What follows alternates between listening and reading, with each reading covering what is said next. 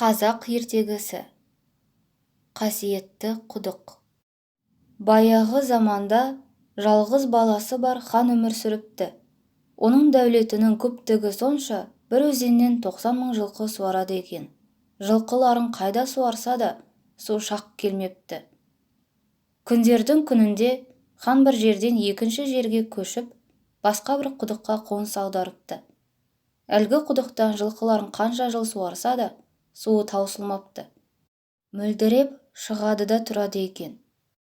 Хан бұл құдық бір қасиетті құдық болды ғой деп, құдыққа келген сайын бір ту бие тастап кетіп отырады екен.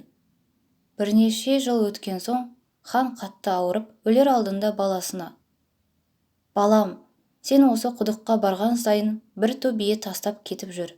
Ұмытпа, бұл өзі қасиетті құдық», дейді. Әкесі өлген соң, уәзірдің баласы екеуі ақылдасып, мұның не кереметі бар екен деп ойлайды. Ханның баласы айтады: «Сен не де болса осы құдыққа түс, осының бір кереметі бар шығар. Әйтпесе құдыққа барған сайын бір ту бие тастап кетеміз. Неге ол сасымайды?» дейді. Сөйтіп, уәзірдің баласын шыңырау құдыққа түсіреді. Бала түсіп, құдықтың түбінен бір тас көреді.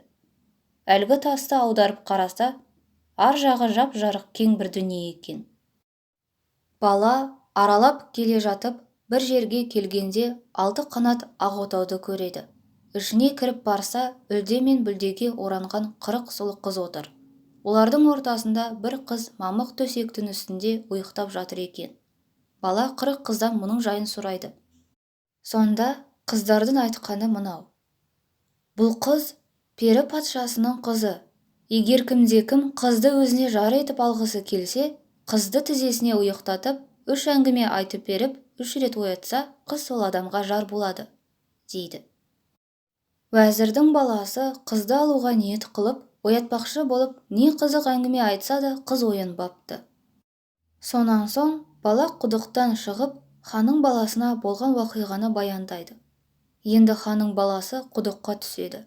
Баяғы отауға келіп, қызды тізесіне жатқызады да бірінші әңгімесін айтуға кіріседі. Баяғы заманда бір байдың 3 баласы болыпты.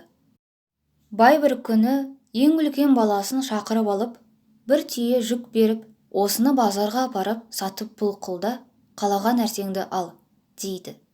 Баласы апарып сатады да, түскен ақшаға бір айна сатып алады. Бұл айнаның ерекше қасиеті, жердің жүзін түгел алдыңа әкеп көрсетеді екен. Екінші күні ортаншы баласын қаншама дүниемен базарға жіберіпті. Ол сатқан дүниесіне бір ғажайып кілем сатып әкеледі. Ол кілемнің қасиеті, үстіне отырсаң болды, қалаған жеріңе ұшып барады екен.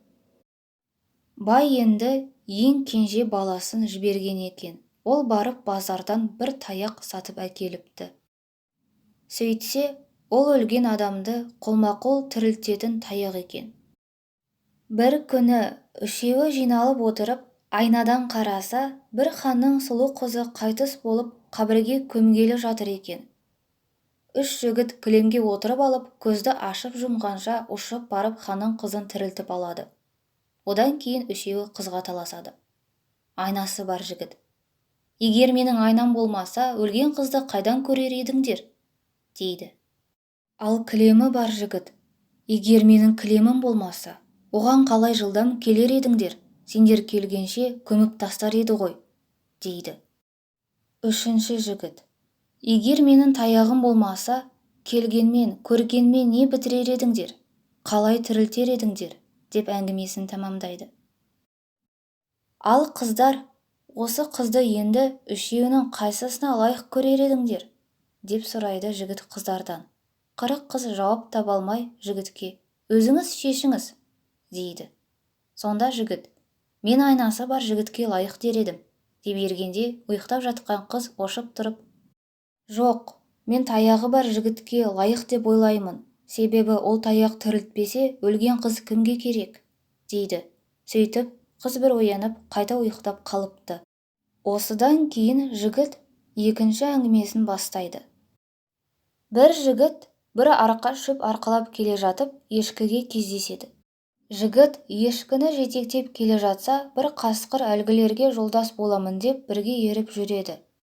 Олар біраз жүрген соң бір дарияға келіп жетеді. Дариядан өтейін десе, қайыққа 2 кісіден артық сыймайды екен. Жігіт не істерін білмейді. Ең алдымен шөпті алып шығайын десе, қасқыр ешкіні жеп қояды. Қасқырды алып өтейін десе, ешкі шөпті жеп қояды.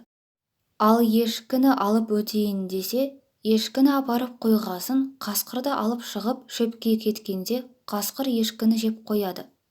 Ал ешкінің жанына шөпті қойып, онан соң қасқырды әкетейін десе, ешкі шөпті жеп қояды, деп жігіт екінші әңгімесін аяқтайды. Ал осыны дариядан қалай қайтып өткізер едіңдер, дегенде, қыздар шатасып, бірі былай десе, бірі олай дейді. Сол сәтте ұйықтап жатқан қыз ояна кетіп, мен былай өткізер едім, деп ұшып тұрады. Ең алдымен ешкіні алып шығар едім. Сонан соң шөпті алып шығып, ешкіні өзімен дариядан қайта өткізіп тастап, қасқырды шөп қалған жағаға өткізер едім. Сонан соң барып ешкіні алып өтер едім, деген қыз екінші рет оянып қайтадан ұйықтайды. Енді жігіт үшінші әңгімесін баяндауға кіріседі. Баяғы заманда кемпір мен шалдың бір баласы болыпты.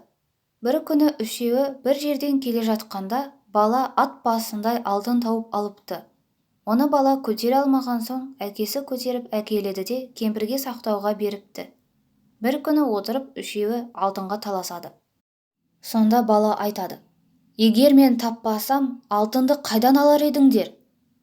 Әкесі айтады: егер мен көтеріп әкелмесем, қайтып әкелер едіңдер?